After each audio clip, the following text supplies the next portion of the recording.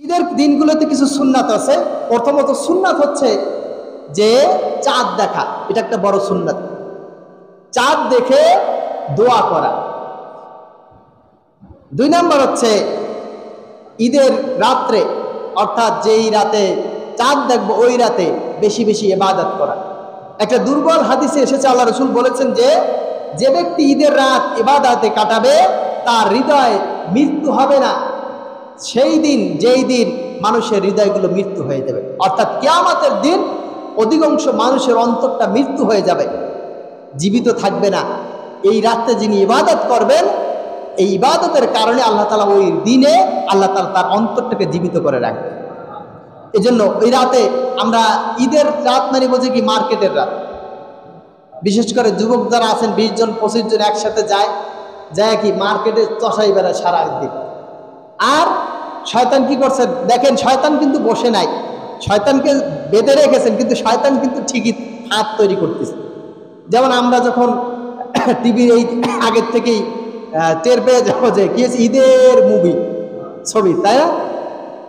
ঈদে আসতেছে, ওই যে বলতেছে ভাই আবার ঈদের ছবি, ঈদের নাটক, মানে আপনি 1 মাস বসে যা অর্জন করেছেন এক রাত্রে সব শেষ।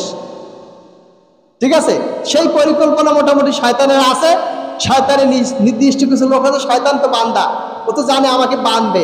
এর আগে কিছু চাবিকাঠি দিয়ে যায় কিছু মানুষের, তারা ওই সিনেমা করবে, তারা ওই নাটক করবে, করে টেরে আপনাদের মোটামুটি যা আছে সব শেষ। এই জন্য হচ্ছে ইবাদত করতে হবে। এরপর হচ্ছে ফজরের নামাজটা জামাতের সাথে আদায় করা। একথা আমরা বারবার বলি। আল্লাহ রাসূল বলছেন যে ব্যক্তি ফজর এবং এশার নামাজ জামাতে আদায় করে আল্লাহ তাআলা তার আমল নামায় সারা রাত নফল ইবাদত করার সব লিখে দেন। আর যে ব্যক্তি শুধু এশার নামাজ জামাতে পড়ে আল্লাহ তাআলা অর্ধরাত্রি তার আমল নামায় নফল সালাতের সব লিখে দেন। আর যে ফজরের নামাজ জামাতে আদায় করে শুধু, আল্লাহ তাআলা তার আমল নামে অর্ধরাত্রি কি করেন, নামাজের সব লিখে দেন। এই জন্য ফজরের নামাজটা আমরা জামাতে আদায় করার চেষ্টা করব। অনেক আছেন সারাদিন ওই যে রাত মার্কেট করে আইসা ঘুমাই যায়, ফজর কোন সময় যে চলে গেছে টের পায় না। এটা করা যাবে না। এরপর সে উত্তম রূপে গোসল করা, এটা সুন্নাত, আল্লাহ রাসূল করতেন। তাহলে আমরা কি করব, উত্তম রূপে গোসল করব। একটু সাবান ব্যবহার করা, শ্যাম্পু ব্যবহার করে সুন্দরভাবে গোসল করা। যদি শ্যাম্পু না থাকে অন্তত গাটা একটু ডলে টলে একটু পরিষ্কার করা। হ্যাঁ, আমাদের তো ছোটবেলায় আমরা অনেক সময় নদীর চরে যে কাদা মাখতাম, কাদা মাথায় মাখা, গায়ে মাখা, ভালোই লাগতো। এখন তার নদীর পানিও পাওয়া যায় না, আরে কাদা মাখারও সময় নেই। পানি কোনো মতের কি বলে চৈরে তো বোঝেন, চড়ুই পাখি বোঝেন না, চড়ুই পাখির মতন একটু কোনো মতে দিয়ে টিয়ে শেষ গোসলের তৃপ্তি হয় না ভাই, বলেন? এই যে পানি দিয়ে আমরা যারা ছোটবেলায় নদীতে গোসল করছি, পুকুরে গোসল করছি, খালে গোসল করছি, এই পানি দিয়ে গোসল করলে কি মজা পাই? হ্যাঁ, মজা পাওয়া যায় না। দেখ, সুন্দরভাবে আমরা গোসল করব। এরপর হচ্ছে উত্তম পোশাক পরা এবং সুগন্ধি ব্যবহার করা। উত্তম পোশাক মানে নতুন পোশাক না, উত্তম পোশাক মানে আপনার যা আছে সাধ্যে। 1 নম্বরে সেটা হালাল টাকা দিয়ে বানানো, 2 নম্বর হচ্ছে সেটা পোশাক হওয়া বেধর্মীদের কোনো সাংস্কৃতিক পোশাক না। আমাদের অনেকে আসি আমরা ছেলে মেয়েদেরকে ধুতি পাঞ্জাবি কিনে দিই একসাথে, এটা কিন্তু মুসলমানদের পোশাক না, এটা বেধর্মীদের পোশাক, এটা পরানো যাবে না। এরপর হচ্ছে এই পোশাকটা যেন ঢিলা ডালা হয়, এই পোশাকটা যেন সতর ঢেকে থাকে। আমাদের পোশাকগুলো হয় বিশেষ করে যারা প্যান্ট পরে টাকনুর নিচে পড়ে আর এদিকে নাবির নিচে পড়ে।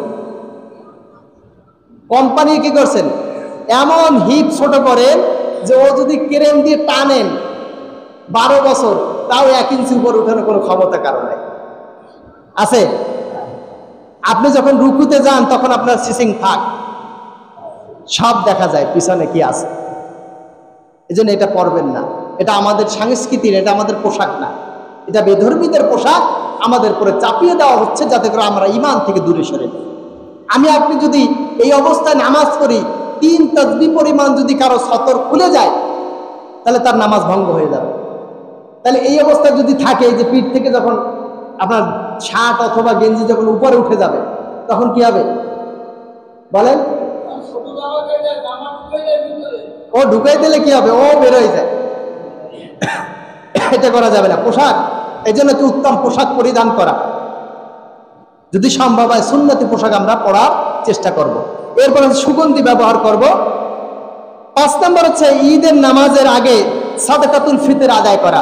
ঈদের সাদকাতুল ফিতর অর্থাৎ এই যে ফিতরা আদায় করি, এটা মূলত সুন্নত হচ্ছে চাঁদ দেখার পর থেকে ঈদের নামাজের আগ পর্যন্ত এইটুক সময়। কেন করা হয়েছে? যাতে করে সমাজের অসংখ্য মানুষ আছে, যে মানুষগুলানে কোনো টাকা পয়সা নাই, চলার মতন কোনো সঙ্গতি নাই, তারা কি ওই দিন কি খাবে, এটা কোনো সুযোগ তাদের ছিল না। আল্লাহ রাসূল সাল্লাল্লাহু আলাইহি ওয়াসাল্লাম যে সাদকাতুল ফিতর ওয়াজিব করেছেন, যাতে করে এই অসহায় মানুষগুলো তাদের ঘরে কিছু রান্না করে খেতে পারে, সবাই ঈদটা ভাগাভাগি করতে পারে। এই জন্য কি এই পরিবেশটা তৈরি করা হয়েছে। এই জন্য আমরা সাদকাতুল ফিতর আদায় করে দেব। এরপর হচ্ছে ঈদের নামাজের আগে কিছু খেয়ে নেওয়া। সুন্নাত হচ্ছে খেজুর খাওয়া, 1টা 3টা 5টা 7টা বেজোড় সংখ্যক যতটা পারেন খেজুর খাওয়া। যদি সম্ভব না হয় অন্তত কিছু হয়, অন্তত পানি খেয়েও বাসা থেকে বেরো। যদি কিছু না জোটে কপালে, যে ঘরে কিছুই নাই খাওয়ার মতন, তাহলে কিছু না হলেও অন্তত 1 গ্লাস পানি খেয়ে বের হবো। এরপর হচ্ছে তাকবীর বলা, আল্লাহু আকবার আল্লাহু আকবার, বলেন সবাই আল্লাহু আকবার আল্লাহু আকবার, লা ইলাহা ইল্লাল্লাহু আল্লাহু আকবার আল্লাহু আকবার ওয়ালিল্লাহিল হামদ। এই তাকবীর বলা চাঁদ দেখার পর থেকে একেবারে নামাজের আগ পর্যন্ত এই তাকবীর বলতে থাকা। বিশেষ করে যখন নামাজে আসবো তখন আমরা কি করব, পায়ে হেঁটে আসবো আর এই তাকবীরগুলো বলতে থাকবো। এরপর হচ্ছে আপনার রাস্তা, এক রাস্তা দিয়ে আসা, অন্য রাস্তা দিয়ে বের হয়ে যাওয়া। আপনি এই রাস্তা দিয়ে ঢুকছেন, এখান থেকে বের হবেন না, অন্য আরেকটা রাস্তা দিয়ে যাবেন। এটা সুন্নাত আল্লাহ রাসূল, আদায় করার চেষ্টা করব। এরপর হচ্ছে ঈদের খোলা মাঠে নামাজ আদায় করা, যেটা আমি বারবার এই প্রায় 3 বছর পর্যন্ত আপনাদেরকে বলি, যে নামাজ আল্লাহ রাসূল সাল্লাল্লাহু আলাইহি ওয়াসাল্লাম শুধুমাত্র একবার বৃষ্টির কারণে মসজিদে নববীতে নামাজ আদায় করেছেন, ঈদের নামাজ। বাকি নামাজগুলো তিনি মাঠে পড়েছেন। মাঠ হওয়া দরকার আমাদের জন্য, যে মাঠে আমরা এলাকার সবাই মিলে নামাজ পড়তে পারি। আমরা এমন একটা হয়েছে যে দোতলার লোক নিচতলার খবর রাখে না, নিচতলার লোক দোতলার খবর রাখে না, এই প্রতিবেশী একজন আর একজনের খবর রাখে না, হচ্ছে এটা। ঈদ মানে তো আনন্দ, আনন্দকে একা করবো না, সবাই মিলে করব, সবাই মিলে করব। তাহলে অনেক মানুষ আছে যারা গ্রামে থাকে না বা এলাকায় থাকে না, ঢাকায় থাকে অথবা বাহিরে থাকে, এই দেখা গেছে ঈদের সময় আসলো, কেউ চিনলাম না, ওই 10 বছর পরে দেখা হয়, ভাই তোমার সাথে তো দেখা হয় না, 10 বছর হয়ে গেছে। বলে আমি তো আসি, তো দেখা হয় না। তাহলে আমরা যদি এক জায়গায় নামাজ পড়ি, অন্তত এই সাক্ষাৎটা হয়, পরস্পর ভালোবাসা সৌহার্দ্য বৃদ্ধি পায়। এই জন্য ঈদগাহে নামাজ পড়া সুন্নাত। আমি কর্তৃপক্ষের কাছে অনুরোধ করব, এলাকাবাসীর কাছে, আপনারা ঈদের মাঠ চয়েস করেন, অন্তত সেখানে যেন নামাজটা আমরা পড়তে পারি ভবিষ্যৎ। এরপর হচ্ছে আনন্দ প্রকাশ করা। আনন্দ প্রকাশ মানে কি, একেবারে চাঁদ দেখার পর থেকে মাইক আর ডেক সেট বাজাইয়ে মোটামুটি এলাকা কাঁপাই ফেলান, নাকি?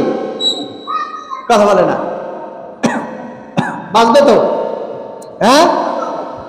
গানের মানে চক্করে শয়তান বলে যে মা, এই 1 মাস কষ্ট করাই আল্লাহ কইরা এর কোনো লাভ করতে পারে না, আমি সফল হয়েছি।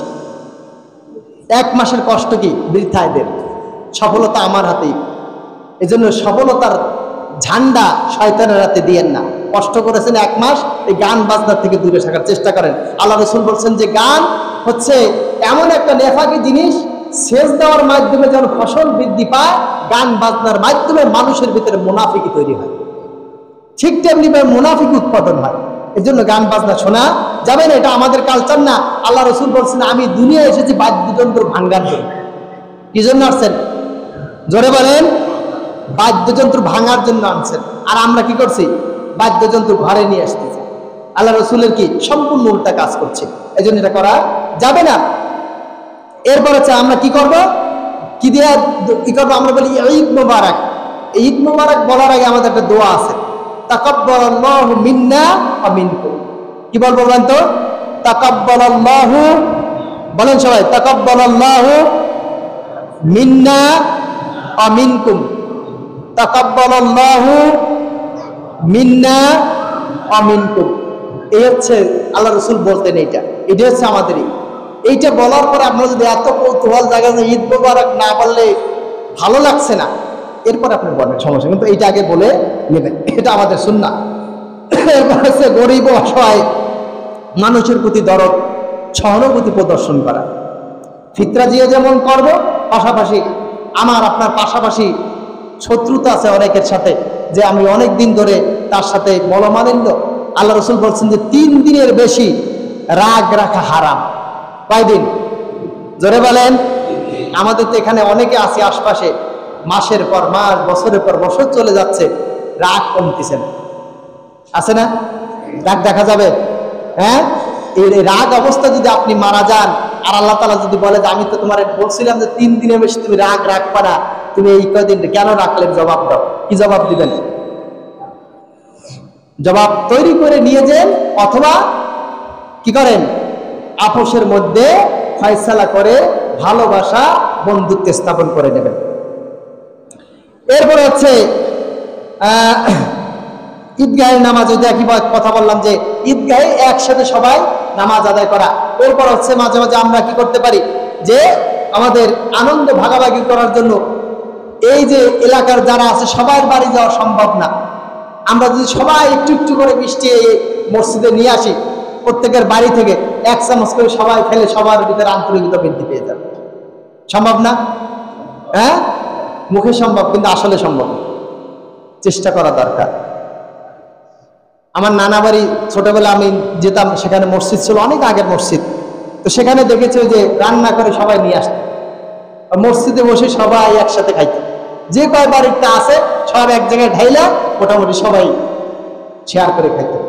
এতে কি হয়েছে? আন্তরিকতা বৃদ্ধি পেয়েছে, ভালোবাসা বৃদ্ধি পেয়েছে।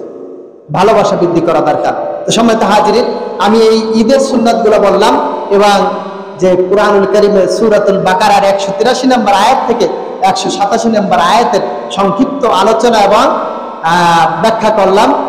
যে কথাগুলো আমি বললাম, আমি আপনি সহ আমরা যেন এই তাকওয়ার মাসকে বা পরবর্তী 11 মাস যেন তাকওয়ার মোড়কে নিজেরা পেঁচিয়ে গুনাহের থেকে মুক্ত থাকতে পারি। আল্লাহ তাআলা আমাদের সকলকে সে তৌফিক দান করুক।